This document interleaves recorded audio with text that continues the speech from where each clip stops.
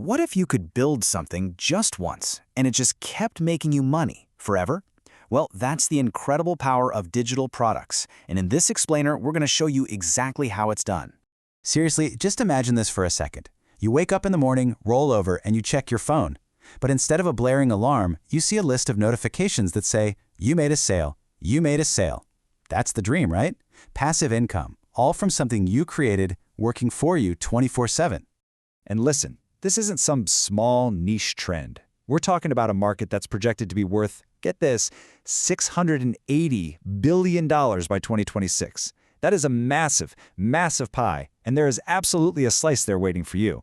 But it's not just how big the market is, it's how fast it's growing.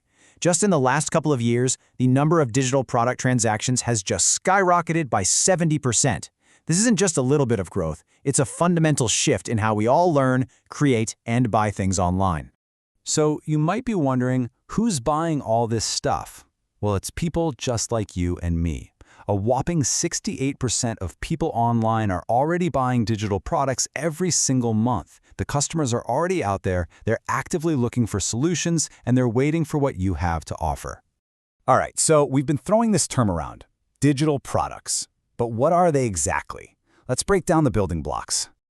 Okay, in the simplest terms, a digital product is anything you can create one time and then sell online over and over and over again.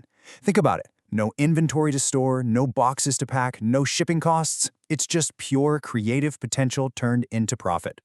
And you've totally seen these before, I guarantee it.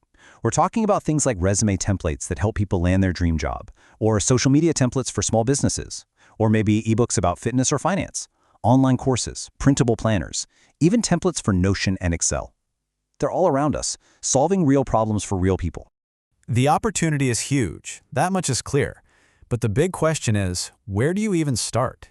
Let's get into the blueprint for finding an idea that will actually sell.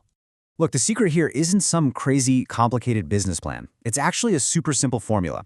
You take a skill you already have, you find a problem that skill can solve for someone else, and boom, that's your digital product. It's really that straightforward. Just think about what you're good at. Seriously, are you a wizard with Excel? Well, you could create an amazing budget tracker template. Are you a fitness fanatic? Create a 30-day workout plan. Do you love to cook? Put your best recipes into an ebook. Every single one of us has a skill that can be packaged up and sold online. Okay, so you've got your killer idea. Awesome. Now, where do you actually go to sell it? Let's talk about setting up your digital storefront. Basically, you've got two main paths you can go down. On one hand, you've got marketplaces like Etsy or Gumroad.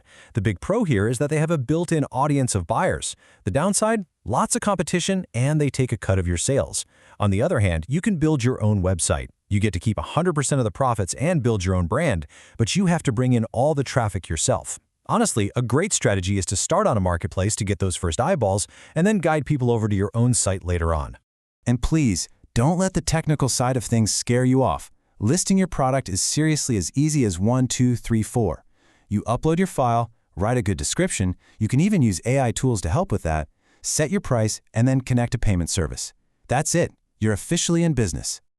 All right, your product is live. High five. But the work isn't quite done.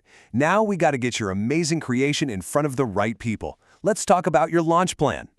You might be thinking, but I don't have a huge audience. Hey, no problem at all. Here are 3 proven ways to get those first customers. First, tap into your existing community, friends, family, followers. They can be your first sales and give you crucial feedback.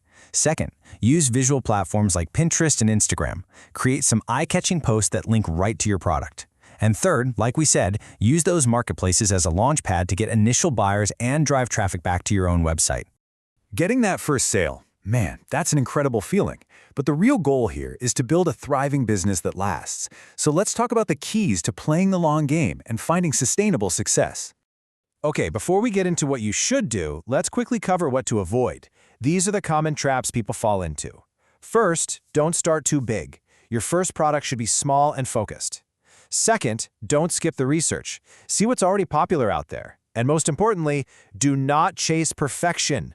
It is so much better to launch your product and improve it later than to never launch at all. Done is better than perfect. Now for the good stuff.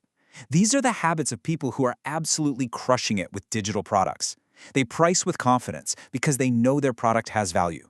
They write really strong, clear descriptions that answer all the customers' questions.